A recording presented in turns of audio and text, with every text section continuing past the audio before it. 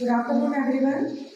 सबसे पहले मैं यू फाउंडेशन का थैंक्स कहना चाहूँगी जिन्होंने हम सबको यहाँ पर इनवाइट किया और हम सबको एक दूसरे से मिलने का मौका दिया। नहीं तो ऐसे तो हम लोग कभी मिल पाते हैं।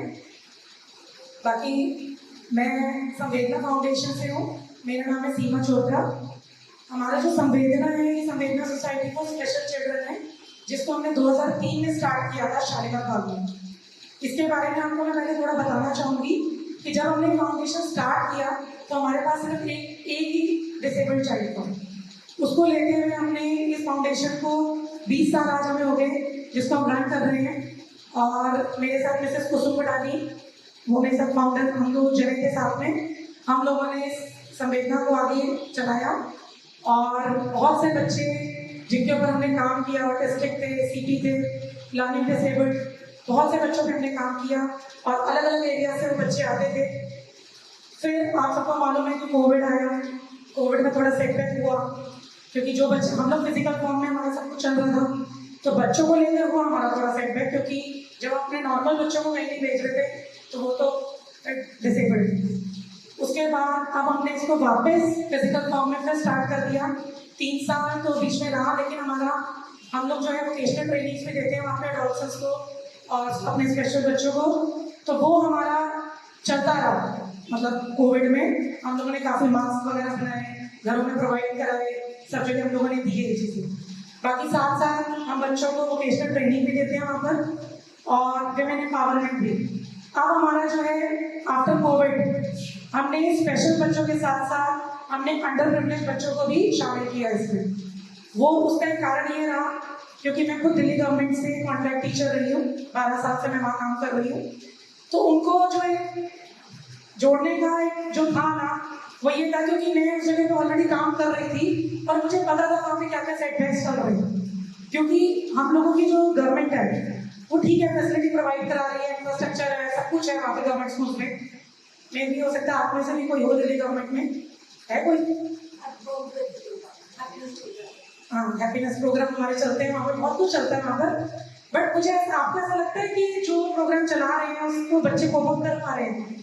नहीं कर पा रहे। ठीक है, एज ए एम्प्लॉय मैं बात कह रही हूँ, ठीक है, मैं इसको कहने में मुझे कोई दिक्कत भी नहीं है, क्योंकि ठीक है जो रियलिटी है वो रियलिटी है। वो रियलिटी है कि गवर्नमेंट के बारे में आप भी जानते हैं, हम भी जानते हैं अच्छे से। ठीक है, वो इंफ्रास्ट्रक्चर दे रहे हैं, सब कुछ हो रहा है, लेकिन जो बेसिक चीजें थी बच्चों की वो हम लोग वहाँ रहकर देख रहे थे कि बच्चों को वो जो चीज आनी चाहिए एक एजुकेशन पॉइंट ऑफ व्यू से।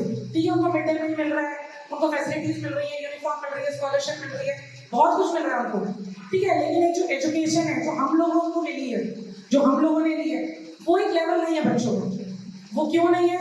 वो भी हमारी गवर्नमेंट की वजह से, क्योंकि नो डिटेंशन पॉलिसी जो हमारी आई जिसमें कहा गया कि 8 तक हर बच्चे को पास कर दिया जाए, ये नो डिटेंशन पॉलिसी जो थी इसने हमारे बच्चों को बहुत पीछे ले आके खड़ा कर दिया। या आप लोगों के भी अगर बच्चे कहीं गवर्नमेंट स्कूल में या आपके नॉन में पढ़ते होंगे तो आप बहुत अच्छे से जानते हैं। तो मैं और दीप्ति मैम हम लोगों ने स्पेशल बच्चों के साथ साथ, मुझे लगा कि नहीं, उन बच्चों के साथ साथ इनको भी बहुत रिक्वायरमेंट है, क्योंकि ये भी आगे हमारा देश का भविष्य है।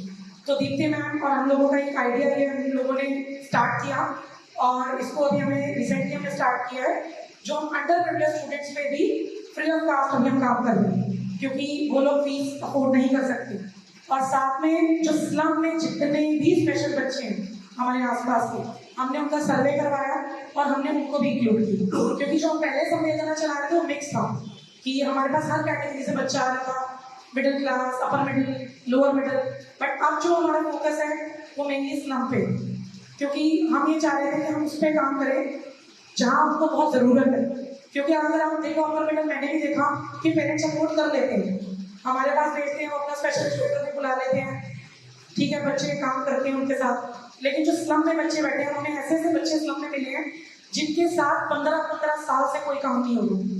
मतलब हमारे पास जो एज ग्रुप है 27 ईयर्स, 35 ईयर्स, 42 ईयर्स, मतलब अबव 25 ईयर्स हमारे पास बच्चे हैं जो 15-15 साल से अपने घर में बंद बैठे हुए हैं, और जिनको हमने एक एनवायरनमेंट दे रहे हैं अपने एनजीओ में कि वो आ रहे हैं वहाँ पर। कुछ को हमने एम्पावर किया है, जो हमें लगता था, हमने एक शॉप सी खोल दी अपने पास, जो एक कैंटीन से कह लीजिए आप संवेदना की, कि हमारे पास लड़का बच्चा आ रहा है और बच्चे आ रहे हैं, हम लोग हैं, तो हमने कैंटीन सी बना दी बच्चों की।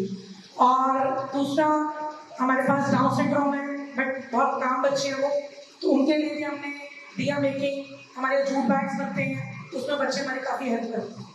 अब ये है कि हमने थोड़ा सा अपने जो ऑब्जेक्टिव को और बढ़ाया है। स्पेशल से अब हम लोग स्लम पे आए हैं, साथ में विमेन एम्पावरमेंट, तो बस यही है।